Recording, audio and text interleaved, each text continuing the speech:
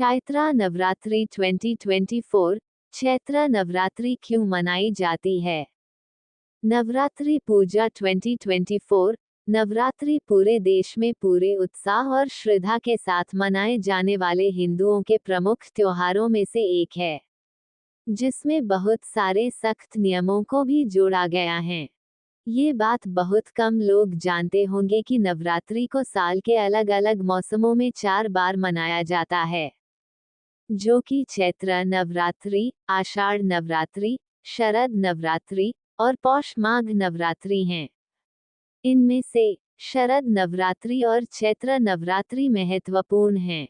शरद नवरात्रि को सर्दी ऋतु यानी सर्दियों से पहले की शुरुआत में मनाया जाता है और चैत्र नवरात्रि वसंत ऋतु वसंत में आती है, इसलिए इसे वसंत नवरात्रि भी कहा जाता है। चैत्र नवरात्रि साल में 9 दिनों तक मनाया जाने वाला त्योहार है, जिसे उत्तरी भारत के लोग बेहद अविश्वसनीय ऊर्जा के साथ मनाते हैं। ये नवरात्रि चैत्र मास हिंदू अनुसूची माह के शुक्ल पक्ष के दौरान मनाई जाती है। महाराष्ट्र के लोग इस नवरात्रि के पहले दिन को गुड़ी पड़वा के रूप में मनाते हैं, तो वहीं कश्मीर में इसे नवरेह कहा जाता है। ये नवरात्रि उत्तरी और पश्चिमी भारत में सबसे ज्यादा मनाई जाती है, जो वसंत के मौसम को और ज्यादा सुंदर, मनोरम और दिव्य बनाती है। चैत्र का महीना नए साल की शुरुआत को दर्शाता है और इसी नए साल में शुरुआत होती है 9 दिनों की प्रार्थना, चिंतन और पाठ की। चैत्र नवरात्रि का इतिहास और महत्व। चैत्र नवरात्रि में उत्साह से भरे हुए श्रद्धालु देवी शक्ति के 3 रूपों को विशेष रूप से पसंद करते हैं, जिनमें मां के दुर्गा, सरस्वती और लक्ष्मी स्वरूप को विशेष रूप से पूजा जाता है। नवरात्रि के 9 दिन मां के 9 रूपों मां दुर्गा, मां शैलपुत्री, मां ब्रह्मचारिणी, मां चंद्रघंटा, मां कुष्मांडा, मां स्कंदमाता, मां कात्यायनी, मां कालरात्रि, मां महागौरी और मां सिद्धिदात्री की पूजा की जाती हैं। नवरात्रि में 9 दिनों तक मां के भक्त उपवास रखते हैं और मां के 9 रूपों की आराधना करते हैं। इस दौरान गंदे विचारों और तामसिक भोजन से दूरी बना ली जाती है। श्रद्धालु कोशिश करते हैं कि मांसाहारी भोजन, शराब और तंबाकू का सेवन न करें। सभी बातों को ध्यान में रखते हुए बिना प्याज और लहसुन के बने हल्के भोजन को खाया जाता है। पहला दिन शैलपुत्री। पहले दिन को प्रतिपदा के रूप में जाना जाता है।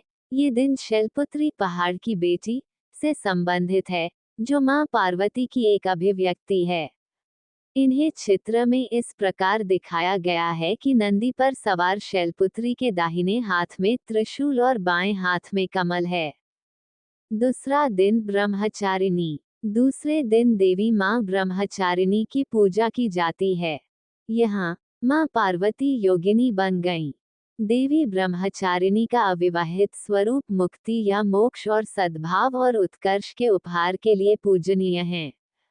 तीसरा दिन चंद्रघंटा। मां का ये स्वरूप परम शांतिदायक और कल्याणकारी है। मां चंद्रघंटा के मस्तक में घंटे का आकार का अर्धचंद्र है, इसी कारण से इन्हें चंद्रघंटा देवी कहा जाता है। चौथा दिन कुष्मांडा। चौथे दिन को देवी कुष्मांडा का श्रृंगार किया जाता है।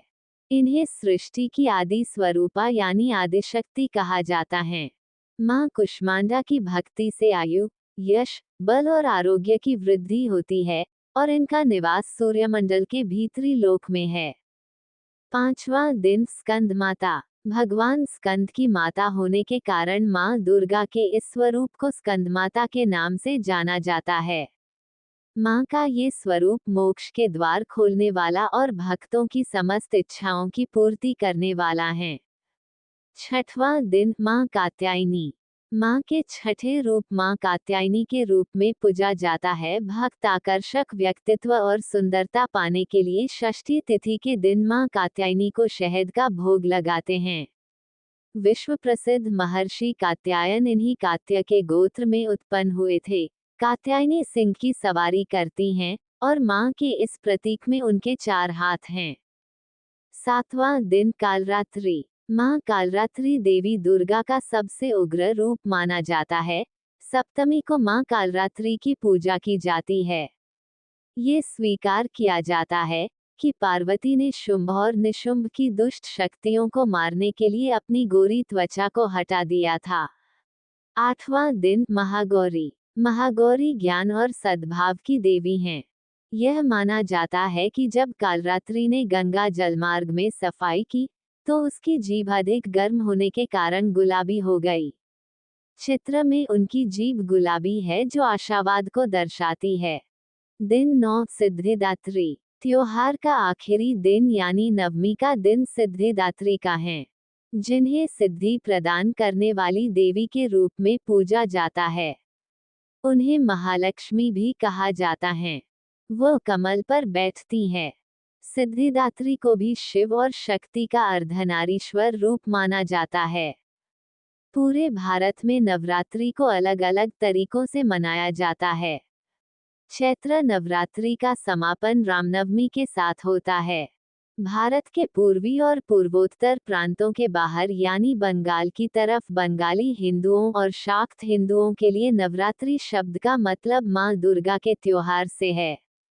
वहीं नेपाल में नवरात्रि को दसैन कहा जाता है और यह एक महत्वपूर्ण वार्षिक घर वापसी और पारिवारिक कार्यक्रम है, जो वृद्ध लोगों और किशोरों के बीच टीका पूजा के साथ साथ परिवार और स्थानीय क्षेत्र के व्यक्तियों के बीच बंधन का जश्न है।